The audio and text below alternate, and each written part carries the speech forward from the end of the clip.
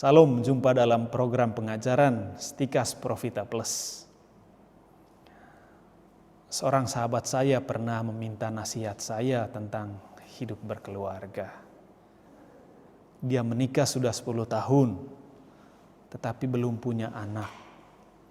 Sementara orang tuanya terus-menerus mendesak agar cepat punya anak. Berbagai usaha telah dilakukan bersama istrinya supaya memiliki anak.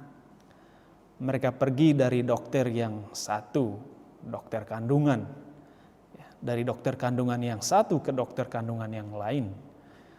Tetapi hasilnya masih nihil, belum. Mereka juga sudah berdoa kepada Tuhan supaya diberi keturunan, tetapi rupanya belum dijawab juga. Mereka hampir putus asa menghadapi persoalan demikian. Sementara itu orang tua sang suami terus menuntut supaya mereka punya anak. Nah, yang lebih menyedihkan, orang tuanya bahkan menyarankan anaknya untuk menceraikan istrinya dan nikah dengan perempuan lain yang dapat memberikan keturunan. Sesungguhnya meskipun keduanya tidak memiliki anak, mereka tetap saling mencintai, hidup mereka bahagia. Sebagai suami istri, mereka mencapai kesejahteraan sebagai sebuah keluarga. Hanya satu hal yang kurang, mereka belum mempunyai anak. Nah, bolehkah seorang suami menceraikan istrinya yang demikian? Atau bolehkah perceraian menjadi alasan? Atau bolehkah perceraian karena alasan kemandulan? Nah, orang yang kurang memahami hukum gereja selalu bicara, pokoknya tidak boleh cerai, apapun yang terjadi harus bertahan, titik, tidak ada diskusi. Itu yang diajarkan gereja. Tentu saja hal itu benar. Kita tidak menyangkal. Tetapi mari kita lihat alasan utama mengapa tidak memiliki anak bukan menjadi alasan di balik perceraian. Sekali lagi, kita mau menjawabnya dari sudut pandang ajaran gereja. Bukan ngarang bebas dari pikiran sendiri. Hukum kanonik kita mengatakan demikian dalam kanon tentang perkawinan, kanon pengantar. Begini dikatakan, perjanjian perkawinan dengan seorang laki-laki dan seorang perempuan membentuk antara mereka persekutuan seluruh hidup yang menurut sifatnya terarah kepada kebaikan suami istri serta kelahiran dan pendidikan anak. Kanon 1055. Ini merupakan dasar apa yang menjadi tujuan perkawinan Katolik. Ada dua tujuan. Pertama, dikatakan untuk kebaikan suami istri. Kedua, kelahiran dan pendidikan anak. Tujuan kedua ini satu kesatuan. Tujuan perkawinan untuk kelahiran anak dengan sendirinya menuntut juga memperhatikan pendidikan mereka. Nah, dalam hukum lama, yaitu hukum gereja tahun 1917, disahkan 1917, kelahiran dan pendidikan anak dilihat sebagai tujuan yang paling utama. Ini berada di urutan pertama dalam susunannya dan dilihat sebagai lebih penting dari yang lain. Tetapi ada juga tujuan yang kedua, yaitu agar suami istri saling menolong. Artinya tujuan perkawinan adalah kebaikan dan kesejahteraan suami istri. Ini tujuan kedua menurut kanon 1917. Nah, dalam hukum gereja yang sekarang yang disahkan oleh Yohanes Paulus II 1983 menekankan tujuan yang sama sebetulnya, meskipun dalam urutan yang berbeda. Kalau dalam hukum lama, yaitu dalam kanon Kitab Hukum Kanonik 1917, yang paling utama adalah kelahiran anak yang menjadi tujuan perkawinan. Tetapi dalam hukum gereja yang baru sekarang ini, tujuan kebaikan suami istri ditempatkan pada urutan yang pertama, lalu kelahiran dan pendidikan anak pada urutan yang kedua.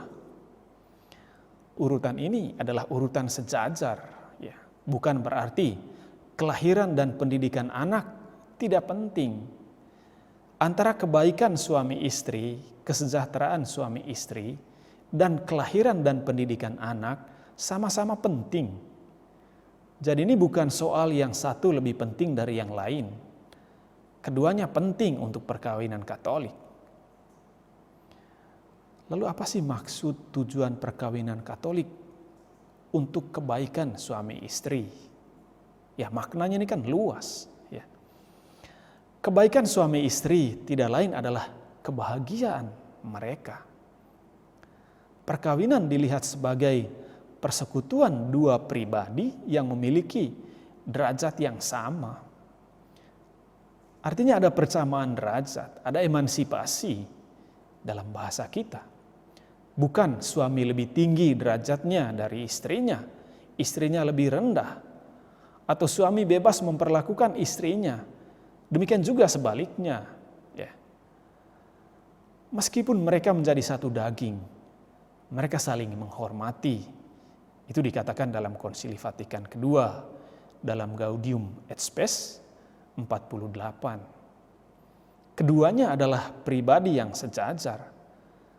Bukan memperlakukan pasangan seperti pembantu yang kerjanya hanya melayani, mencuci baju, memasak, ngepel, setrika, belanja di pasar, atau hanya menjadikan pasangan sebagai ATM, dikeruk harta kekayaannya, disuruh kerja keras demi keuntungan salah satu pasangan. Ya, tidak demikian. Kebaikan suami istri termasuk juga bahwa mereka saling memberi dan menerima dalam relasi seksual sebagai suami istri. Bahkan dalam perkawinan Gereja Katolik, perkawinan akan sah kalau disempurnakan dengan relasi seksual suami istri. Kebaikan suami istri mencakup juga pemenuhan kebutuhan lahir batin, kebutuhan materi. Juga memberi kebebasan kepada pasangan untuk mengembangkan dirinya, untuk maju, bukan mengekang pasangan. Secara negatif, kebaikan suami istri berarti tidak berlaku kasar kepada pasangan. Tidak ada KDRT lah bahasa sekarang. Tidak menjadikan pasangan sebagai pembantu atau babu yang siap melayani 24 jam. Juga tidak menjauhkan pasangan dari praktek keagamaannya, praktek imannya, melarang pasangan ke gereja, aktif dalam kegiatan gereja. Juga berkaitan dengan tidak mengajak pasangan berbuat jahat, tidak bersekongkol untuk berbuat jahat.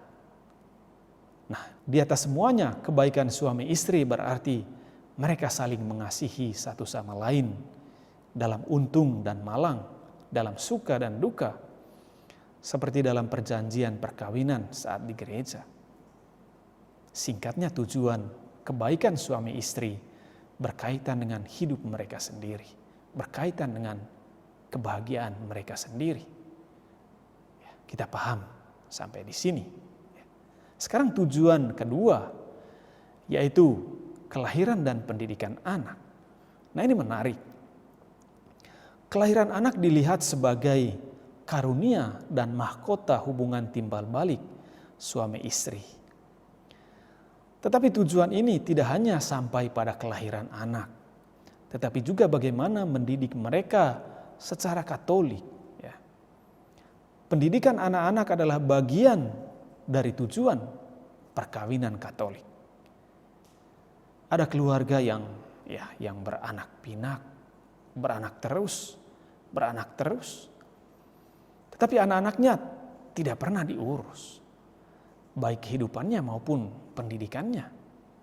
Suami istri terus sibuk, serahkan urusan anak kepada asisten rumah tangga mereka. Banyak yang seperti itu. Tujuan perkawinan untuk kelahiran anak sudah dengan sendirinya mendidik mereka dengan baik dan benar. Bukan saja menyekolahkan mereka dalam pendidikan formal, tetapi juga berkaitan dengan sekolah kehidupan, dididik dalam kejujuran, dididik dalam tanggung jawab, care dengan orang lain. Itu semua pendidikan dasar dari keluarga. Banyak keluarga dewasa ini tidak lagi mendidik anaknya dalam iman Katolik. Tidak mengajak anaknya berdoa dan ke gereja. Ini bukan saja soal tugas suami istri, tetapi ini menjadi tujuan dari perkawinan untuk kelahiran dan pendidikan anak-anak. Lalu bagaimana dengan orang yang tidak memiliki anak? Apakah boleh diceraikan atau tidak boleh? Ya. Tentu saja tidak boleh, tidak bisa diceraikan. Kalau mereka pilih jalan cerai, itu akan melawan ciri dasar perkawinan. Kita sudah lihat ciri-ciri perkawinan Katolik adalah monogami dan tidak terceraikan. Tidak memiliki anak bukanlah alasan untuk bercerai. Mengapa? Ya, karena memiliki anak bukanlah tujuan satu-satunya perkawinan. Ya, memiliki anak itu penting, tetapi jangan jadikan persoalan tidak memiliki anak untuk menjadi alasan untuk bercerai. Tidak seperti itu. Ya memang dalam beberapa budaya memiliki anak seringkali menjadi hal yang sangat utama dalam perkawinan. Sehingga kalau tidak memiliki anak, dengan gampang mereka minta pisah atau cerai. Ya, apalagi dari keluarga yang berada, yang memerlukan pewaris bagi keluarga nanti. Ya. Berbeda dengan perkawinan Katolik. Maka meskipun satu keluarga, suami istri yang menikah Katolik, tidak memiliki anak karena pasangannya mandul, atau karena alasan lain, ini sama sekali bukan menjadi dasar untuk perceraian. Saya tahu ada banyak keluarga Katolik yang tidak memiliki anak juga, tetapi mereka hidup bahagia. Nah itu bukan karena mereka tidak mau memiliki anak, tetapi karena tidak bisa atau karena mandul. Ya. Tidak ada unsur kesengajaan di dalamnya. Maka mereka tetap setia sampai mati meskipun tidak memiliki anak. Maka jelas di sini tidak punya anak bukan alasan untuk bercerai.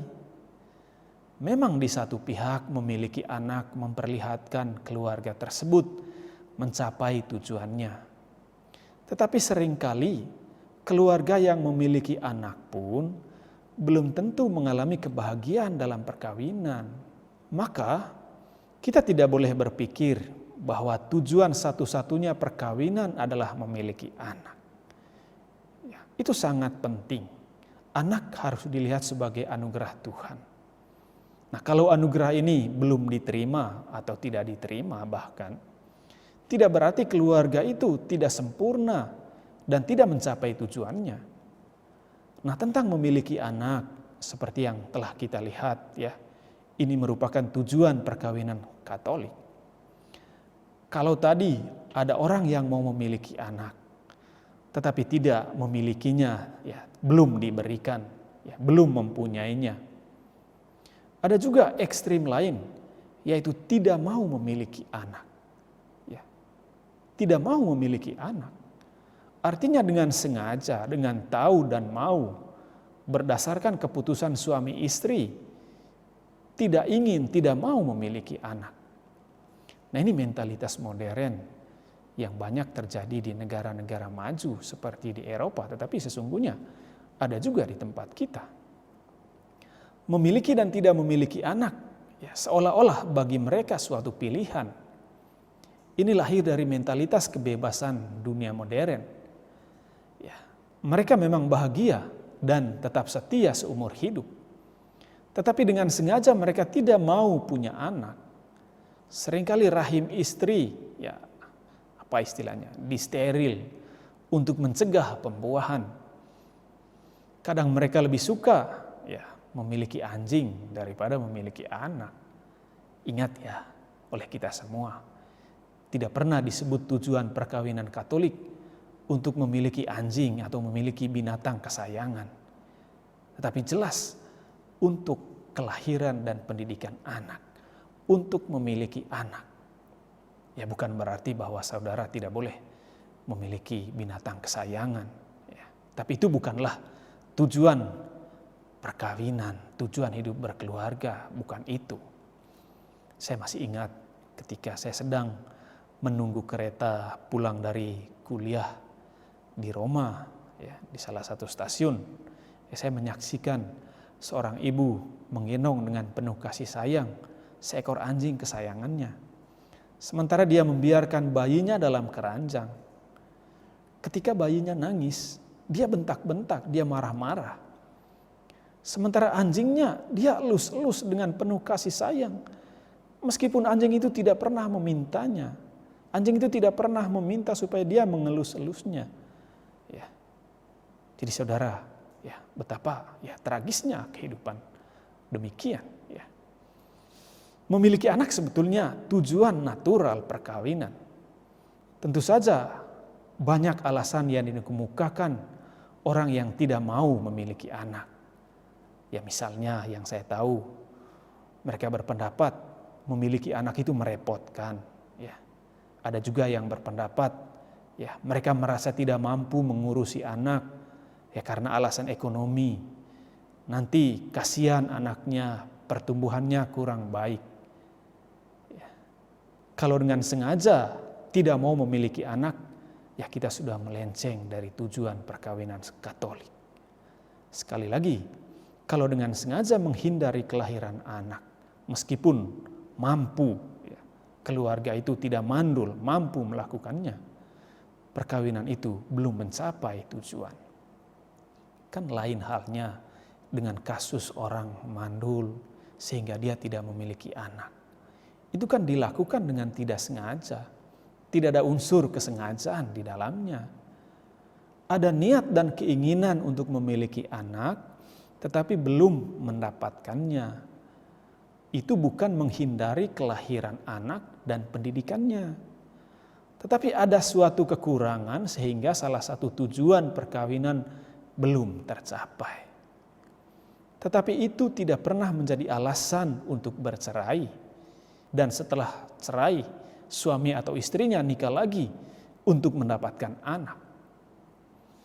Atau ada juga yang tidak cerai dengan istrinya, yang tidak memiliki anak yang mandul tersebut, tetapi nikah lagi demi mendapatkan anak. Nah ini kan berlawanan dengan sifat dasar perkawinan monogami. Nah demikianlah saudara-saudara tujuan perkawinan Katolik sebagaimana dikatakan dalam hukum gereja, yaitu untuk kebaikan pasangan suami istri dan untuk kelahiran dan pendidikan anak. Kalau ini adalah hukum, ya ini berarti mengikat semua pasangan Katolik yang menikah. Tujuannya untuk kebaikan. Meskipun pasangannya berbeda keyakinan ataupun tidak beragama, kedua tujuan ini tetap menjadi hal yang sangat mendasar dalam keluarga. Salam Profita. Tuhan memberkati saudara.